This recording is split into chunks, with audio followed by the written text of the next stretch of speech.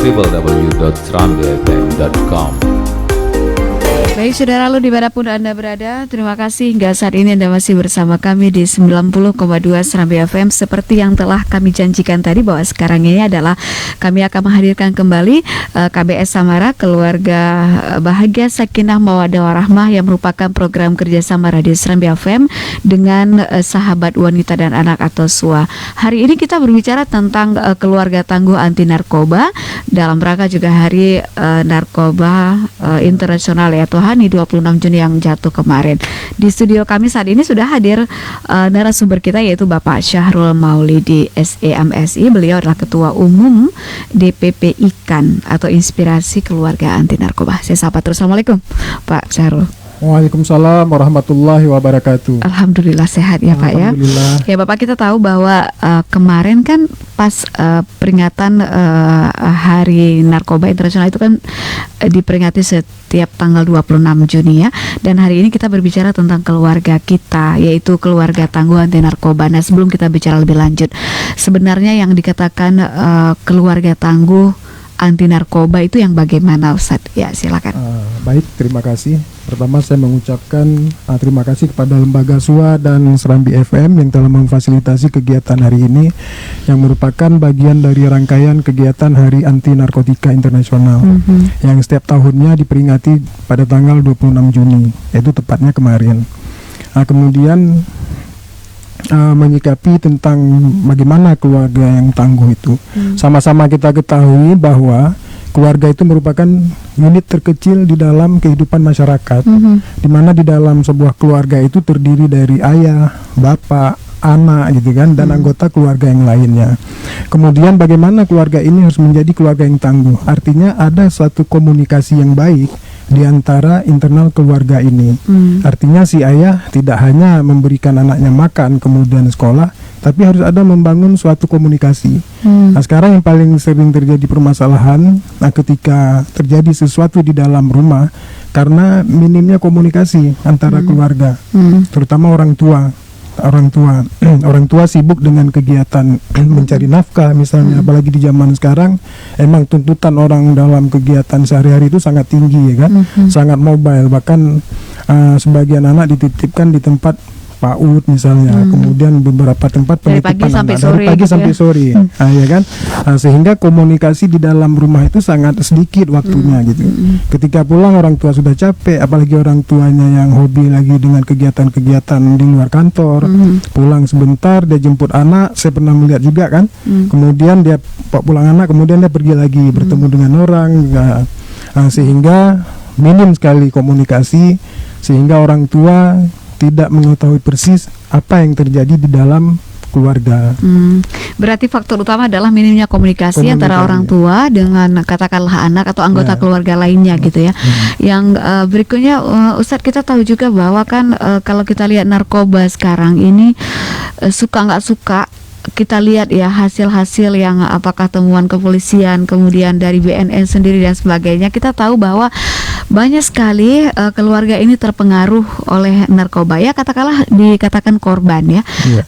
Kalau tadi Ustaz bilang bahwa komunikasi yang terputus atau tidak jalan bersama anggota keluarga salah satunya. Terus apa faktor lain Ustaz yang membuat ini semua kok bisa orang terjerumus ke sini? Padahal kan kalau semua orang menjaga keluarganya sendiri, kan ku anfusakum wa ahlikum naranya ada nih Ustaz. Iya. Baik, yang keluarga itu tadi masalah komunikasi itu salah satu. Namun di balik itu sebenarnya banyak faktor-faktor lain yang menyebabkan seseorang itu ataupun anggota keluarga itu terlibat dengan narkotika. Kalau dia levelnya orang dewasa itu umumnya biasa karena faktor ekonomi. Jadi menjadikan narkotika ini sebagai alternatif mereka mencari nafkah. Jadi selain mereka menjadi kurir, bandar dan sebagainya, mereka juga mengkonsumsi. Nah, kemudian faktor lain misalnya anak remaja, ini faktor proses pergaulan gitu kan, coba-coba. Itulah tadi kok kita balikan ke dalam keluarga, ketika si anak ini tidak tahu dia mengkomunikasikan dengan siapa ketika dia mempunyai permasalahan, Itu salah satunya kan. Kemudian dia bertemulah dengan teman-teman yang emang mungkin sudah terlanjur menjadi penyalahguna narkotika.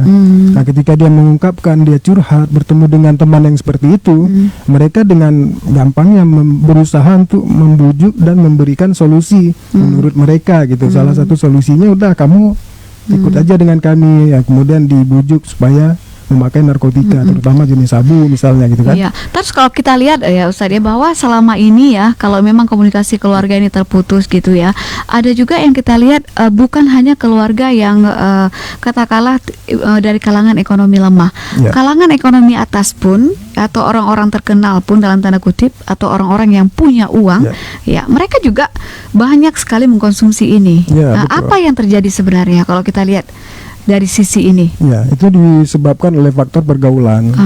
Pergaulan, itulah dia ada kelompok usia. Kalau usia remaja, bagaimana dia supaya bisa diterima di dalam kelompok remajanya gitu. Nah, kan karena dia salah pergaulan, dia bertemulah dengan teman-teman yang modelnya seperti itu.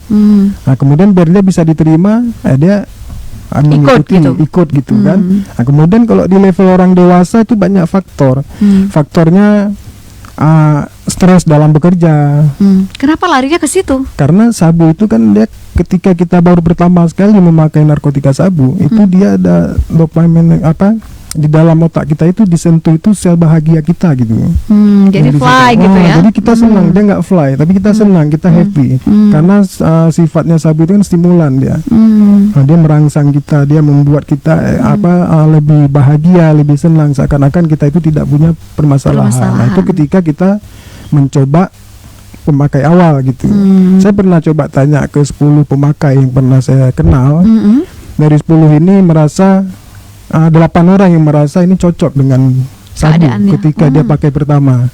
Karena bisa membuat dia happy, bisa membuat dia percaya diri secara berlebihan dibanding ketika dia belum pakai. Hanya 2 orang teman yang ketika kita tanya, dia tidak merasa tidak cocok. Saya tanya kenapa tidak cocok, karena saya susah tidur. Nah, saya susah tidur. Berarti itu frekuensinya kecil sekali ya, Ustaz, ya?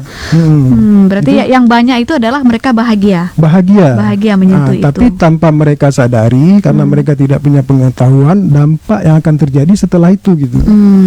Pertama pasca itu kan dia akan kembali mencoba lagi kan. Padahal kalau udah sekali berarti akan diminta lagi oleh tubuhnya seperti itu. Apalagi ketika dia ada masalah. Ketika ada masalah, dia mencoba narkotika terutama jenis sabu. Kemudian begitu dia pertama sekali mencoba seperti saya bilang tadi 8 orang itu, dia merasa happy, merasa masalah dia itu tidak ada. Dan dia tidak menyadari itu hanya sesaat.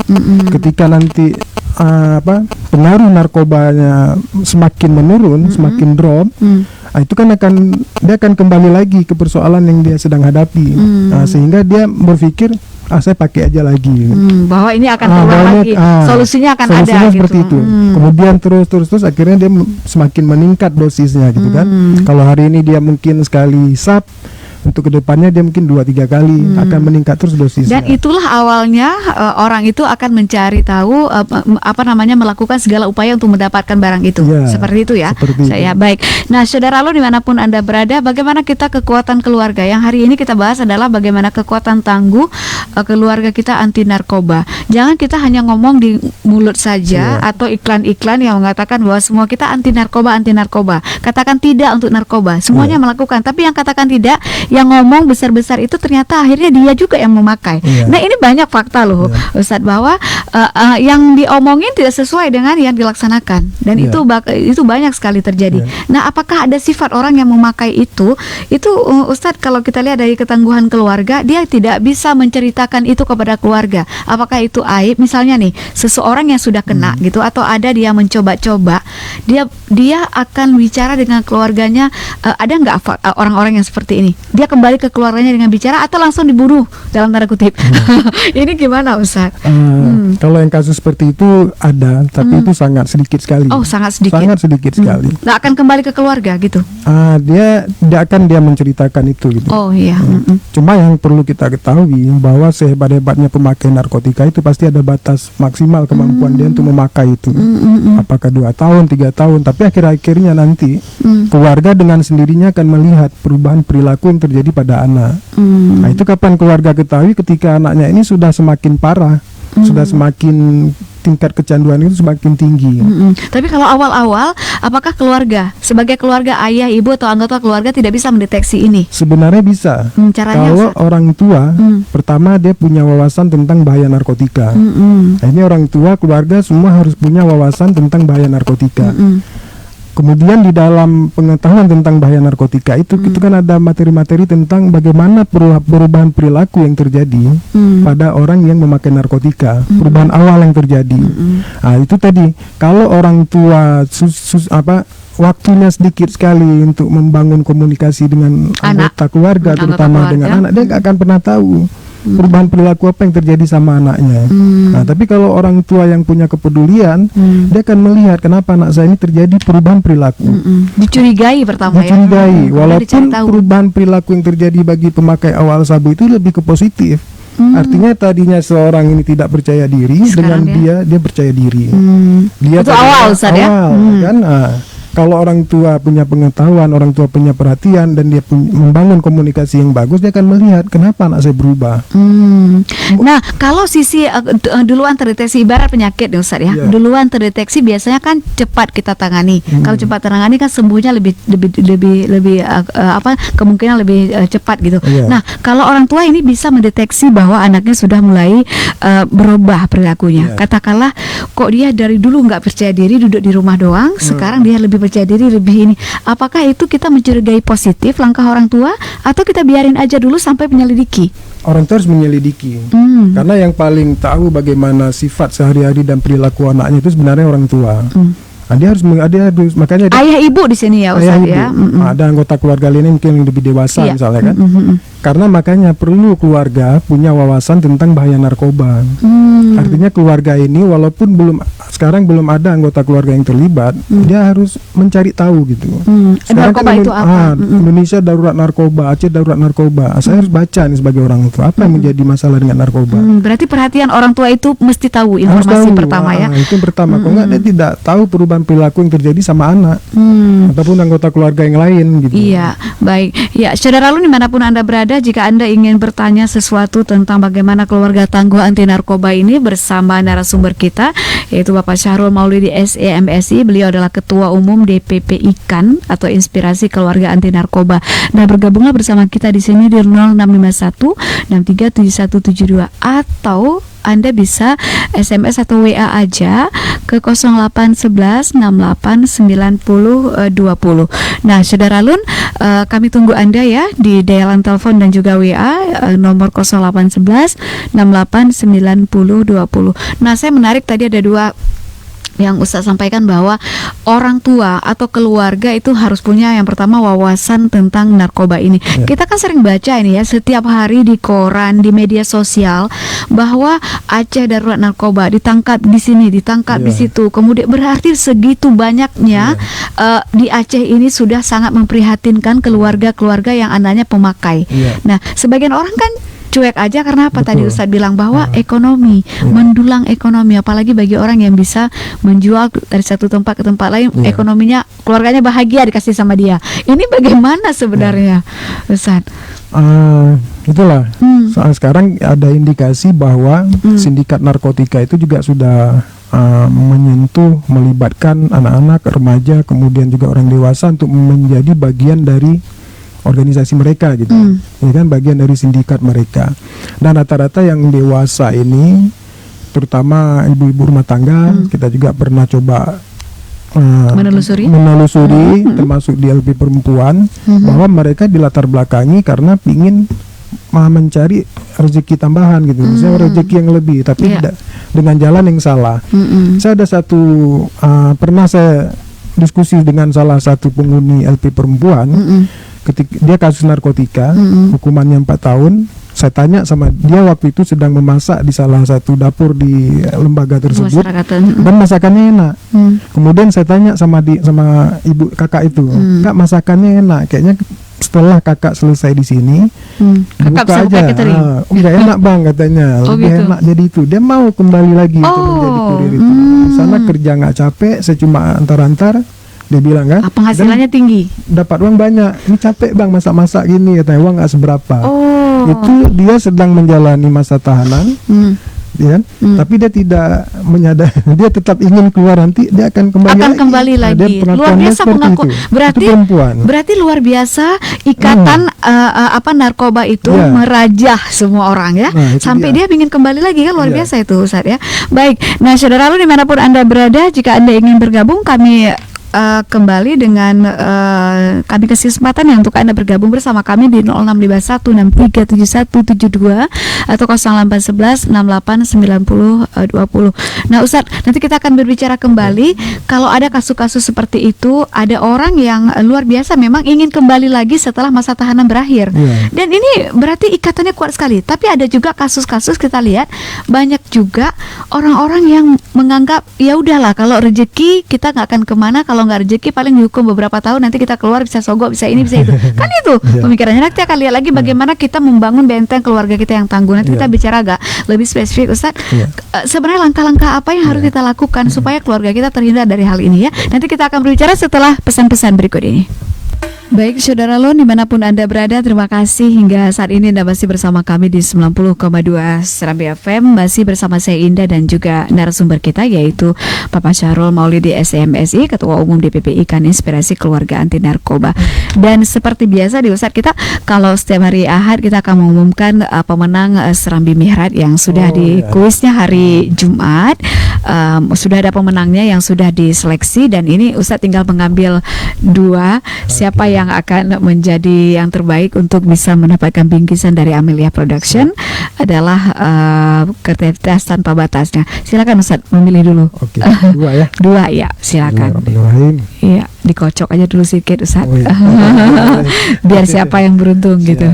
Iya, dua. Oke. Satu. lagi.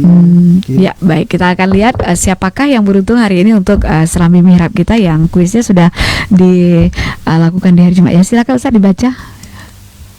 Yang beruntung pada hari ini, alhamdulillah, bernama Merah. Merah ya, 08 berapa? Ustaz? Merah 0822 4959 3003. Ya, baik, terima kasih Ustaz. Satu lagi. Selamat Ini, buat Merah. ya, selamat buat Merah nih ya, Anda pemenang hari ini. Oke. Dan pemenang berikutnya Afrizal Armiadi Hmm. 0823 7716 1679. Ya. Selamat Afrizal. Ya, baik. Terima kasih Ustadz ya sudah mengambil dua pilihan yaitu Afrizal Armiadi dan juga Merah yang sudah menjadi pemenang di kesempatan hari ini. Yang kuis ini adalah dipersembahkan oleh Serambi Mihrad Amelia Production, Kreativitas Tanpa Batas. Semoga nanti akan dapat bingkisan yang menarik. Nanti bisa hubungi Radio Serambi FM ya. Baik, saya kembali ke studio dan kembali ke pembicaraan kita tadi Ustadz. Langkah-langkah apa sebenarnya yang harus dilakukan oleh sebuah keluarga supaya banyak hal yang bisa tertolong ya, supaya kuat, apakah dari sisi agama atau dari sisi uang yang harus banyak, atau apa sebenarnya yang harus dilakukan Ustadz? Ya. Baik, langkah-langkah yang pertama yang harus dilakukan oleh keluarga, terutama supaya menjadi satu keluarga yang tangguh Ya. dengan konteks kita tentang Anti narkoba, benar. Yang paling pertama itu adalah ajarkan anak tentang ilmu agama. Iya. Itu harus ditanamkan. Tapi ajarkan di sini apa dia diberikan ke tempat pengajian, ya kan, selain sekolah formal. Tapi tidak hanya sebatas dia dimasukkan ke sekolah ataupun ke tempat pengajian.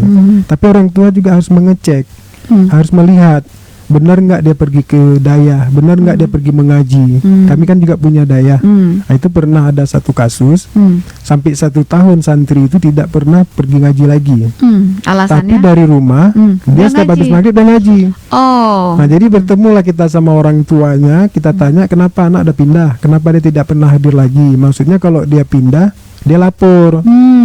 Oh enggak, anak saya tetap pergi setiap hari, dia bawa kain sarung. Kemudian kita cek, ternyata dia bermain di game online. Oh. Misalnya di warnet ketika itu. Nah, dia bermain di sana bahkan selama 1 tahun orang tua tidak pernah tahu. Dan itu baru ketemu kebetulan Ketika- ketemu dengan pihak kita dalam setahun. Kita gitu. bertanya-tanya kemana dia gitu, kok nggak pernah hadir. Misalnya kan kita tahu kan, nah, itu udah hampir setahun dia. Baru orang Ya. tuanya tahu, itu dia. Maksudnya selain kita mengajarkan, kita menitipkan dia di tempat-tempat pengajian, itu harus dicari tahu juga. Nah, betul nggak dia pergi ngaji, dicek sekali ataupun tanya ke ustadznya, ke ustazahnya yang di tempat daya-daya tersebut gitu. Jangan sampai orang tua lengah gitu kan, itu Ya. satu. Kemudian orang tua juga harus punya wawasan tentang bahaya narkoba itu. Yang seperti kita tadi. Wawasan bahaya narkoba Bahaya mesti narkoba, tahu ya. Mesti tahu. Karena sekarang anak-anak pun yang level SMP sudah berani memakai narkoba itu di kamar. Dia awalnya kan merokok nih Ustadz. Itu salah satu. Awal-awalnya Itu ya, nanti ada di poin berikutnya nanti yang rokok itu kan. Iya. Nah, bahkan ada satu kasus yang pernah kita bantu di rehabilitasi di anak usia remaja. Orang tuanya tahu dia sering berkumpul di kamar dia dengan teman-temannya setiap pulang sekolah. Orang tuanya berpikir positif, Ya, buat tugas di dalam diskusi gitu kan, dan sebagainya. karena di rumah dia merasa aman. Nah, ternyata enggak, mereka mengkonsumsi narkotika.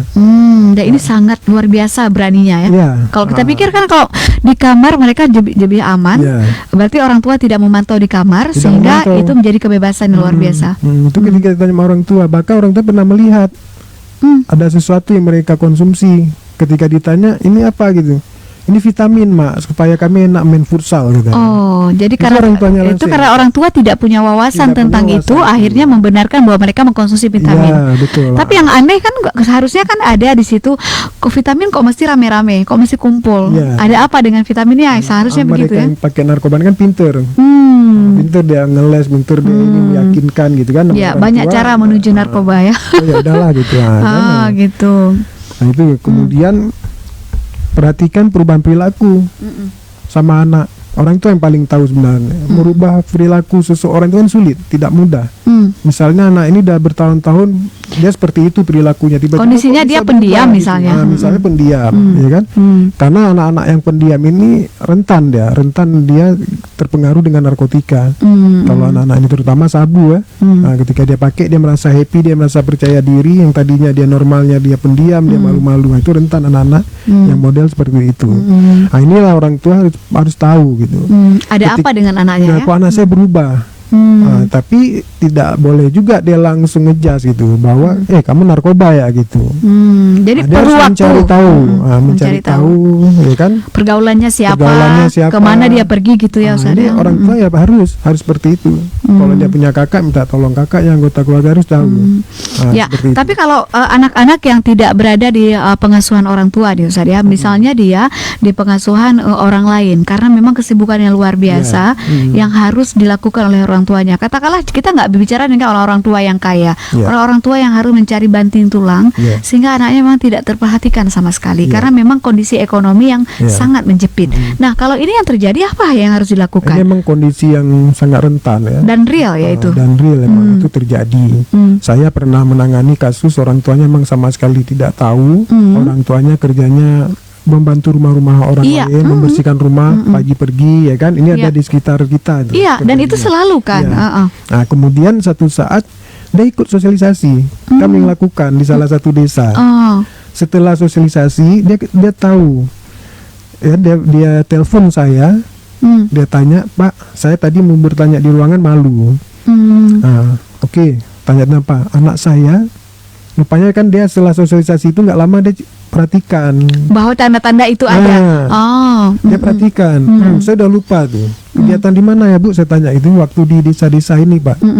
Oke, apa masalahnya? Anak saya terjadi perubahan seperti ini. Dan saya sehari-hari saya membersihkan rumah orang, pergi pagi, siang atau sore dia pulang. Jadi dia nggak tahu. Tapi ciri-ciri ada seperti yang Bapak sampaikan waktu di balai desa itu kan. Nah, kemudian saya cari tahu lagi, ternyata emang benar dia sudah menjadi pemakai narkotika. Itu dia usianya anak SMA.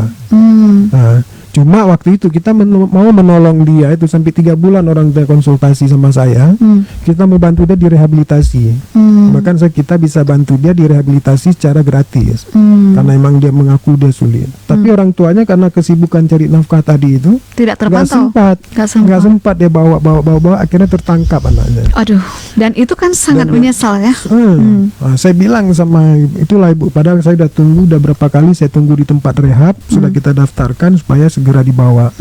Nah, karena dia kesibukan, saya bilang Ibu harus sisihkan waktu sebentar, saya bilang. Jadi ini masa depan sebenarnya ya. Masa depan. Ya, baik, itu salah satu kasus ya.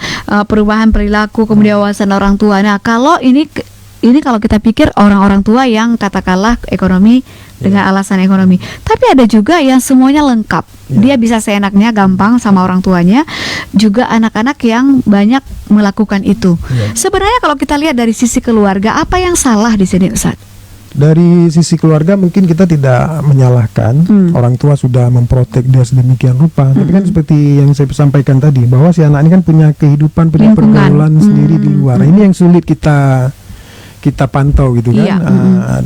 Temannya ini kan pinter, bandar-bandar ini dengan berbagai modus dia dengan berbagai keadaan yang dia membujuk supaya ini pakai. Apalagi anak-anak remaja dibilang banci nggak mau pakai sekali aja, coba dulu gitu coba dulu gitu kan. Nah, akhirnya pakai, merasa enak, merasa ini, dan bahkan mereka ketika sudah berada di dalam kelompok itu untuk keluar itu sulit. Akan bahkan diintimidasi segala macam, sehingga dia mau nggak mau udah ikut lagi gitu. Apalagi kalau dia banyak uang. Nah, dia anak banyak uang, udah itu akan dimanfaatkan terus. Itu juga ada kasus itu, dan banyak juga kasus seperti itu. Ya, dan ini kan kita tahu semua nih, media massa, media sosial dimanapun mengatakan bahwa Aceh darurat narkoba. Kita harus ini, tapi ini semuanya kadang-kadang hanya tercipta sebagai slogan. Nyatanya anak-anak yang tidak terpantau tadi mereka tetap menggunakan itu. Awalnya kan dari katakanlah perokok yang luar biasa. Anak-anak SMP sekarang, anak SD aja sudah merokok nih Ustaz. Jadi mereka lah masuk misalnya ganja dan sebagainya kan cepat sekali masuk. Nah, kalau kita lihat dari sisi ini, apa yang harus kita lakukan dengan sistem ini, dengan keluarga kita? Keluarga ngapain aja gitu? Emang ada satu penelitian saya pernah baca dilakukan oleh BNN bekerja sama dengan Litbang UI, termasuk di Aceh kalau saya nggak salah waktu itu dilakukan, bahwa 90% anak remaja yang berani memakai narkotika itu disebabkan oleh dia sudah merokok. 90%. 90% kan tinggi Ustaz. Sudah merokok, ya kan?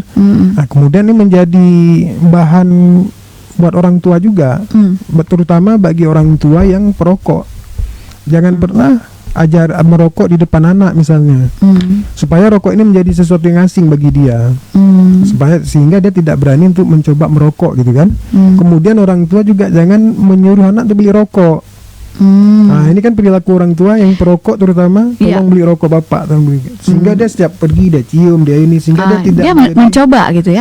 Tidak menjadi asing. Tapi ini susah Ustaz, karena rata-rata orang tua ini khususnya laki-laki, ya ada juga mungkin 1-2 perempuan, laki-laki itu pada umumnya adalah perokok. Iya, betul. Dan itu sudah diakui secara dunia lah kalau saya bilang, kalau tanpa rokok bukan gaya bagi seseorang. Nah, akhirnya kan anak-anak tidak bisa tertolong. Nah, bagaimana kan bisa dia patuh, bisa tidak, Allah bapak aja merokok. Nah, ini bagaimana Ustaz? Itu saya ambil contoh diri saya sendiri dulu kan. Saya merokok karena melihat orang tua saya setiap habis makan merokok, almarhum ayah saya dulu. Kemudian beliau berhenti. Saya lihat nikmat sekali gitu. Saya pingin coba juga gitu.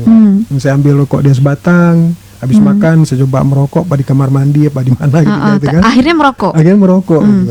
Maksudnya kan seperti itu, karena melihat kebiasaan di dalam kan. Ini memang menjadi PR lah untuk kita semua, untuk orang tua ya kan. Kalau emang kita ingin menyelamatkan anak kita, generasi kita, berikan contoh yang baik gitu. Idealnya kan seperti itu. Nah, kemudian kenapa anak-anak ini yang sudah merokok berani memakai narkotika? Karena umumnya narkotika itu seperti rokok. Sabu berbentuk kristal, namun ketika dia dipanasin, ketika dia mau dipakai, dia akan mencair dan mengeluarkan asap. Kalau ganja apalagi? Ganja apalagi? Masukkan. Masukkan ya kan? Nah, sehingga anak-anak ketika ngeliat, oh seperti itu rupanya, sama kayak rokok. Sabu juga walaupun kelihatannya kristal, tapi ketika dia dipanasin mencair dan dia mengeluarkan asap, oh sama seperti rokok. Nah, jadi dia nggak takut untuk memakai gitu. Ngerasa nggak takut itu yang membuat kita anak kita terjerumus gitu ya. Salah satu. Iya, baik. Ini kita sudah lihat Ustaz ya. Yang pertama tadi kita punya wawasan, kemudian punya perubahan perilaku, kemudian agama. Nah, kalau kita kembali dalam agama nih Ustaz ya, bahwa itu yang paling penting adalah bagaimana seseorang yang mempunyai ilmu agama jauh lebih cepat bisa keluar dari hal-hal ini kalau sudah terkena. Apakah ini jaminan atau memang ada trik-trik tertentu, Ustaz? Saya sih berbicara berdasarkan memang data dan kasus yang terjadi. Saya melihat ada beberapa anak Itu waktu saya di Jakarta juga, saya hidup dengan lingkungan mereka yang narkoba. Ketika anak ini emang basic keluarganya bagus, Iya. agamanya bagus, ya kan. Kemudian dia karena pergaulan itu tadi dia terlibat dengan narkotika. Ketika dia sudah terlibat terus larut, dia itu dengan mudah dia bisa keluar. Dibanding teman-temannya yang Ya. tidak memiliki keharmonisan dalam rumah tangga, kemudian tidak memiliki basic agama yang kuat, ya kan. Nah ini cenderung dia akan terus tuh sulit dia untuk keluar itu. Nah ini saya melihat sendiri teman-teman, ya kan. Nah, dia dengan mudahnya dia bisa keluar. Walaupun keluar dia itu artinya tetap dia harus direhabilitasi bagi yang sudah kecanduan berat itu. Nah, tapi bagi yang basic agamanya kurang, dia itu tidak akan pernah menyadari bahwa Tidak ada sentuhan dalam hatinya. kurang sekali itu. Nah, bahkan sampai overdosis, sampai dia meninggal, ya kan. Itu terjadi. Nah, itu yang membedakan. Makanya orang tua tugasnya dari usia dini anak itu didik dengan agama, kemudian bangun keharmonisan dalam rumah tangga. Ketika dia nanti terjerumus karena pergaulan di luar kemampuan orang tua, Ada yang membentengi dia. ada yang membentengi dia Dan bisa kembali dengan waktu yang cepat gitu dengan ya. waktu yang cepat. Iya, baik. Dan nanti kita akan lihat lagi, Ustaz, saya nanti akan tanya fokusnya kemana dari kasus-kasus yang terjadi ya. Setelah kita tadi ada 3 yang saya lihat. Pertama, agama, wawasan orang tua harus tahu. Ini bagaimana kalau orang ini tidak ada semua di sini? Apa yang terjadi? Ya kan kita tidak bisa mengakui. Jangankan bilang tuh orang misalnya, orang sendiri aja yang pertama saya nggak peduli narkoba itu, saya nggak tahu. Banyak sekali orang tua yang tidak punya 3 ini. Katakanlah agama kalau di Aceh ya, oke pun belum tentu oke, mungkin sholatnya juga nggak benar dan sebagainya. Tapi kita tidak bisa menjas orang. Nanti kita akan lihat jika ada sisi-sisi yang nggak ada, apa yang terjadi, Ustaz. Nah, tapi nanti, Ustaz, ya. Saudara Alun, dimanapun Anda berada, terima kasih banyak ya. Hingga saat ini masih bersama kami di 90,2 Serambi FM. Masih bersama saya Indah dan juga Ustadz Syahrul Maulidi SEMSI. Beliau adalah Ketua Umum DPP IKAN, Inspirasi Keluarga Anti Narkoba. Nah, Ustadz, tadi kita sudah bicara kan ada beberapa hal ini. Yang pertama, agama bisa cepat. Ini kalau ada pengetahuan agama, kemudian ada juga wawasan orang tua dan juga perilaku. Nah, kalau 3 hal ini tidak dimiliki, sementara generasi kita yang kena, nggak bisa kita hindari, apa yang harus kita lakukan? Saya bingung juga tuh ya. Kalau ada orang maksudnya yang tidak punya 3 hal ini gitu kan. Iya. Tidak punya, atau punya salah satu tapi 2 hal lagi tidak. Iya. Itu. Emang dia tidak ada satu standar bahwa yang kena narkoba itu dari keluarga miskin semua, Iya. belum pasti. Belum ada juga. Nah, tapi emang cenderung lebih rentan. Rentannya itu seperti yang awal kita katakan karena faktor ekonomi, ya kan. Iya. Nah, karena keterbatasan pengetahuan orang tua Benar. dan keterbatasan pengetahuan terhadap agama. Ini emang jauh lebih mudah seseorang itu terpapar narkoba dibanding yang mungkin lebih kehidupannya lebih harmonis, lebih bagus gitu. Nah, kemudian contoh lagi tadi itu yang ketika emang dia tidak memiliki semua itu, kemudian anak ini kena narkoba, itu sulit juga dia untuk keluar lagi gitu. Walaupun dia bukan keluarga yang broken home, tapi keluarga yang sangat secara wawasan sangat minim gitu kan. Iya. Apalagi dari agamanya itu. Nah, ini memang menjadi suatu tantangan juga, terutama Dan PR ya. dan PR bagi kita semua, terutama kami kan, makanya kami turun ke desa-desa, turun ke ini dalam rangka menutupi kekurangan masyarakat di situ itu. Dalam hal seperti dalam ini hal ya. seperti itu, Iya. kita coba memberi edukasi. Emang kita menyadari permasalahan sosialisasi ini, pencegahan ini tidak sampai ke Akar-akarnya, ke akar-akarnya. Makanya kita Iya. bentuk di tingkat-tingkat daerah, bahkan kita bentuk sampai ke kecamatan, walaupun belum bisa terrealisasi semua. Tujuannya itu adalah itu, Iya. visi dan misi kami itu. Iya, baik. Ustaz, kita sudah berada di penghujung kebersamaan kita. Waktu kita ini ya, silakan Ustaz memberikan sedikit closing statement atau barangkali kesimpulan untuk pembicaraan kita ini. Baik, di pagi yang berbahagia ini dalam rangka sama-sama kita memperingati Hari Anti Narkotika Internasional. Hari Anti Narkotika Internasional ini adalah bagian dari bentuk kepedulian, bentuk kepedulian kita terhadap masyarakat agar masyarakat tidak mudah terpapar dengan penyalahgunaan dan peredaran gelap narkoba. Dan pesan saya pada seluruh keluarga dan seluruh pemirsa yang mendengarkan kegiatan hari ini, mulai dari sekarang tanamkanlah ilmu agama di dalam keluarga. Kemudian orang tua wajib memiliki wawasan tentang bahaya narkoba. Perhatikan perubahan perilaku yang terjadi sama anak, walaupun perubahan perilaku itu positif. Tapi harus dicek, harus dilihat apa yang terjadi, kenapa anaknya bisa berubah. Syukur-syukur kalau emang itu berubah karena kesadarannya sendiri, bukan karena faktor narkoba. Pengaruh narkoba. Kemudian saya juga ingin berpesan kepada pemerintah, mari sama-sama kita galakkan kegiatan yang sekarang sedang diluncurkan, yaitu Kampung Tangguh Anti Narkoba. Iya.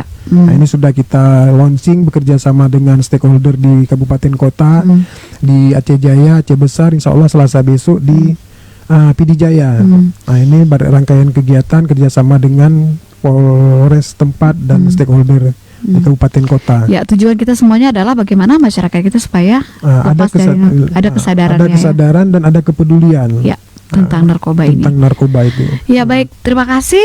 Itulah tadi Bapak Syahrul Maulidi SEMSI, Ketua Umum DPP IKAN Inspirasi Keluarga Anti Narkoba, yang hari ini berbincang-bincang bersama kita di Keluarga Samara, Keluarga Sakinah Mawaddah Warahmah, yang mudah-mudahan ada pencerahannya. Mudah-mudahan kita doakan supaya keluarga kita ini jangan hanya di mulut saja anti narkoba, tapi pelaksanaannya di hati dan juga pelaksanaannya memang Allah lindungi, Allah mudahkan supaya memang tidak menggunakan narkoba, dan kita bagaimanapun usaha sedikit yang kita lakukan supaya kita bebas dari narkoba. Terima kasih Ustaz, sukses terus buat Amin, Anda. sama-sama. Ya, baik, saudara dimanapun Anda berada, demikianlah KBS Samara kita edisi hari ini. Insya Allah kita bertemu lagi setiap hari Ahad pukul 10 waktu Indonesia bahagian Barat, yang merupakan program kerjasama Radio Serambi FM dengan sahabat wanita dan anak. Saya Indah, terus bersama Anda hingga nanti ke pukul 12 waktu Indonesia Barat.